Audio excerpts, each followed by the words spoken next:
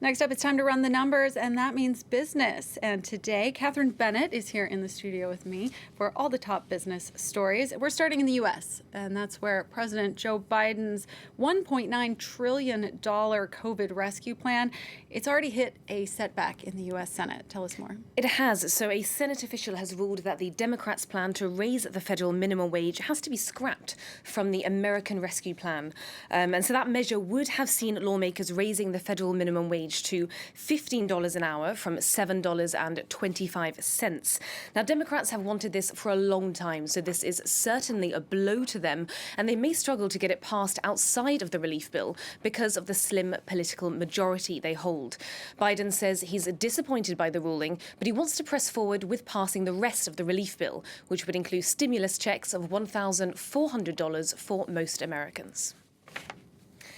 Now, for the latest in the ongoing saga between Facebook and the Australian government, Facebook has signed preliminary pay deals with 3 news publishers, a day after Australia's parliament passed a law that would make digital giants pay for news. Camille Nedelec has the story.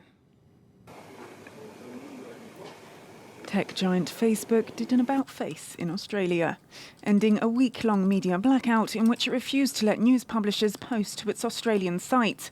This as the Australian government made the final amendments to its news media bargaining code before voting it into law. The new legislation will force the firm to pay for content featured on its sites. Global tech giants, they're changing the world, but we can't let them run the world. The new law means Australia is the first country in the world where a government arbitrator can decide how much Facebook and Google must pay local media to show their content if direct talks with the companies fall through. Many other countries could be interested in following suit. On Friday, the Silicon Valley juggernaut announced it now has preliminary commercial agreements with 3 small local publishers, which are due to be finalised in the coming months. But damage to the Facebook brand has already been done, with some users resenting its media blackouts. My perception of them is really deteriorated, so I would be actively not seeking out using Facebook. But if Facebook is now playing ball, it's also hit out at the new requirements, saying that in 2020 it generated around 5.1 billion click-throughs to Australian news websites, which it says is worth over 200 million euros. It's invested almost €500 million to support journalism since 2018 and wants to invest a further €800 million over the next 3 years. Catherine, take us through what the markets look like today. Well, global markets are falling this Friday after a rout in bond markets have pushed yields up. Investors are worried that the global recovery is going to lead to a rise in inflation, forcing central banks to hike interest rates. In Europe, stocks taking their cue from Asia and retreating over the morning, with the FTSE down 1.5%, Paris's CAC 40 shedding just over 1%, and the DAX dropping a bit over 0.75%. Now for a look at some of the latest company headlines. Airbnb released its first quarterly report since it went public, revealing that it lost $3.89 billion in the last quarter of 2020. That's down 1,000% from their figure the year before. Despite a 22% loss in revenue, the company is optimistic about a potential travel rebound. Business travel has, of course, been a casualty of the pandemic, and so Airbnb is planning to capitalise on a new interest in remote working, now focusing on marketing rental properties as somewhere to live rather than go on holiday. The owner of British Airways has recorded its biggest ever loss, slumping €7.4 billion last year after the pandemic grounded flights. IAG, which also owns Vueling, Iberia and Aer Lingus, built up €10.3 billion in liquidity to help it survive, including raising nearly €3 million from shareholders, but that has burdened it with hefty levels of debt. The company has suggested invoking digital health passes for people who have been vaccinated to help relaunch air travel. The plane maker Airbus today joined a growing list of companies unveiling their product's carbon footprint. Airbus calculated that the 863 planes it delivered in 2019 will emit 740 million tonnes of CO2 over an estimated 22 years of use. The company is aiming to emit 40% less CO2 from its sites by 2030 and has reiterated its plans to create an environmentally friendly, hydrogen-powered aircraft by 2035.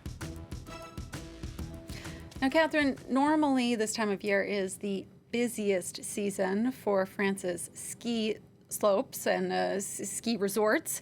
But because of COVID-19, the ski lifts have been closed. Lots of people deciding to cancel their trips, unfortunately. So some ski stations are trying to come up with new ways to attract clients.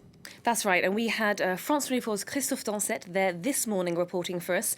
He's in Val d'Isère, and he and Camille Nedelec bring us this report. Ski season in France, minus most of its skiers. The slopes are empty as ski lifts are shut off to the public amid coronavirus fears, and ski resorts must chase a very different clientele than the usual to make ends meet. On a des familles françaises principalement qui sont là en ce moment et qui représentent l'essentiel de notre clientèle, comparé à la clientèle étrangère qui représente 62% de nos clients habituellement. Some chalets here have slashed their prices by 3/4 to try to drum up business after a dismal year that saw closures last for months. The resort is thinking up ways of making a skiing holiday without ski slopes worthwhile, with bubble football, snow jet skis and horses, as well as other winter sports such as ice skating and off-piste skiing. But occupancy levels are at just 20% during a season that normally sees the resort almost at capacity. That's going to have a knock-on effect on the local economy. Ça se traduit en perte de taxes perçues au niveau des remontées mécaniques, taxes de séjour. Et c'est des montants qui sont vraiment importants pour nous et qui auront des conséquences cette année et dans les années à venir. C'est de l'ordre d'une dizaine de millions d'euros. Pour nous, c'est vraiment colossal. It's also worried local tourism workers who are hoping that the ski lifts will be operational again by April. But there are no guarantees as infection rates in France continue to rise. Finally, in the business report, Catherine, the iconic toy, Mr. Potato Head. I had one, you had one. I'm sure most of our viewers had one. It's getting a surprising rebrand. What's changing? Well, Mr. Potato Head is losing the Mr. and his wife as well is losing her title. Toy company Hasbro has said that it wants to make all feel welcome in the Potato Head world. And as a result, Mr. and Mrs. Potato Head will just become Potato Head. Hasbro says that this more gender-neutral designation aims to promote gender equality and inclusion. And it means that kids can make up their own Potato Head families with 2 mums or 2 dads. Unsurprisingly, this move has come in for a lot of criticism, panned as a PR stunt or seen as overly politically correct, but the company says it is reimagining its branding for the modern consumer. And the new Potato Head toys will launch this autumn.